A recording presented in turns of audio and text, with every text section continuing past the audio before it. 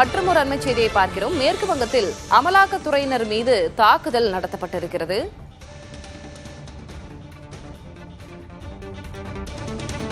மேற்கு வங்க மாநிலத்தில் அமலாக்கத்துறை அதிகாரிகள் மீது தாக்குதல் நடத்தப்பட்டிருக்கிறது. அண்மை செய்தியாக பார்க்கிறோம்.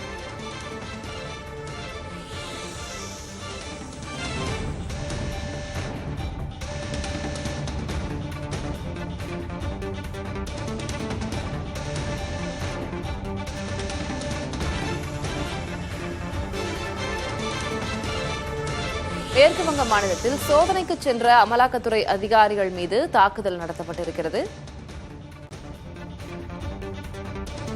அவர்களை யார் தாக்கினார்கள், என்ன நடந்தது என்பது குறித்தெல்லாம் நமது செய்தியாளர் வழங்க நாம் கேட்கலாம்.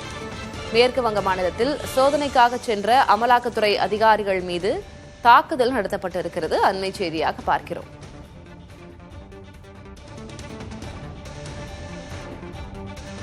வடக்கு 24 பர்கானாஸ் மாவட்டத்திற்கு சோதனைக்காக அமலாக்கத்துறை அதிகாரிகள் சென்றிருக்கிறார்கள். சோதனைக்கு சென்ற அவர்கள் மீது தாக்குதல் நிகழ்த்தப்பட்டிருக்கிறது. கூடுதல் விவரங்களை வழங்குவதற்காக செய்தியாளர் கணபதி இணைந்திருக்கிறார். கணபதி, என்ன நடந்தது? யார் அமலாக்கத்துறை அதிகாரிகளை தாக்கியது? மேற்கு வங்க மாநிலத்திலே ரேஷன் கடைகள் மூலமாக இலவச உணவு தானியங்கள் மற்றும் குறைந்த விலையிலே உணவுப் பொருட்கள் ஆகியவற்றை வழங்கும் திட்டத்திலே முறைகேடு நடைபெற்றிருப்பதாக பல்வேறு புகார்கள் வந்திருந்தன. இதைத் தொடர்ந்து அந்த விவகாரத்தில் சோதனை நடத்த அமலாக்கத்துறை அதிகாரிகள் மேற்கு வங்க மாநிலத்துக்கு சென்றிருக்கிறார்கள்.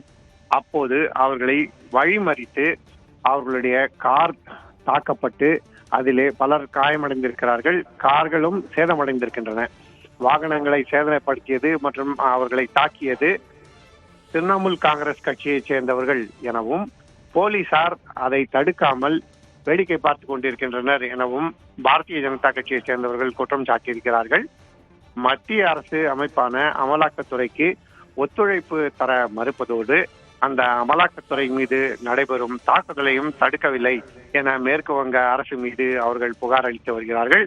ஆகவே இது மத்திய அரசு மற்றும் மேற்கு வங்க அரசு ஒரு புறம், இன்னொரு புறம் பாரதிய ஜனதா மற்றும் திரிணாமுல் காங்கிரஸ் இடையே மீண்டும் ஒரு மோதலை உருவாக்கியுள்ளது. திலகவதி, கணபதி, பொதுவாக அமலாக்கத்துறை அதிகாரிகள் ஒரு இடத்திற்கு சோதனைக்கு செல்லும் போது அவர்களுக்கான உரிய பாதுகாப்புடன் தான் செல்வார்கள். அப்படி இருந்தும் இந்த தாக்குதல் நிகழ்த்தப்பட என்ன காரணம்? அது குறித்து விசாரணை தொடங்கப்பட்டிருக்கா? நிச்சயமாக. அதாவது அமலாக்கத்துறையை சேர்ந்தவர்கள் சம்பந்தப்பட்ட மாநில போலீசார் பாதுகாப்புடன் சென்று சோதனை நடத்துகிறார்கள், அல்லது மத்திய போலீஸ் படைகள் மூலமாக அவர்கள் பாதுகாப்பை உறுதி செய்து கொண்டு சோதனை நடத்துகிறார்கள்.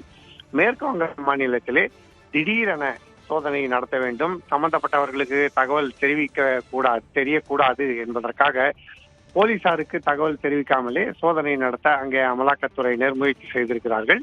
இந்நிலையில்தான் இத்தகைய தாக்குதல் நடைபெற்றிருக்கிறது. அதுவும் ஊரக பகுதி என்பதால் அங்கே எப்படி அமலாக்கத்துறை வருவதாக தகவல் தெரிந்தது, எப்படி திட்டமிட்டு அவர்களுடைய வாகனங்களை அடையாளம் கண்டு தாக்குதல் நடத்தினார்கள் போன்ற பல்வேறு கேள்விகள் எழுந்திருக்கின்றன. ஆகவே இது தொடர்பாக விசாரணை நடத்த வேண்டும் என பாரதிய ஜனதா கட்சி வலியுறுத்தி வருகிறது. தற்போதைய விவரங்களை வழங்கியதற்கு நன்றி கணபதி.